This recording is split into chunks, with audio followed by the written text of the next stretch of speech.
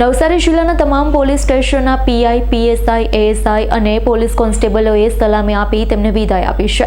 વિદાય સમારંભમાં પોલીસ કર્મચારીઓએ તેમની ગાડીને દોરડા વડે ખેંચી પરંપરાગત પુલિંગ આઉટ સેરેમની યોજી હતી. 2017 બેચના આઈપીએસ અધિકારી સુશીલ અગ્રવાલે છેલ્લા 2 વર્ષ દરમિયાન નવસારી જિલ્લામાં નોંધપાત્ર કામગીરી કરી છે. 2 મહત્વપૂર્ણ કેસ ઉકેલી અને ગુનાહિત પ્રવૃત્તિઓ પર અંકુશ મેળવ્યો છે.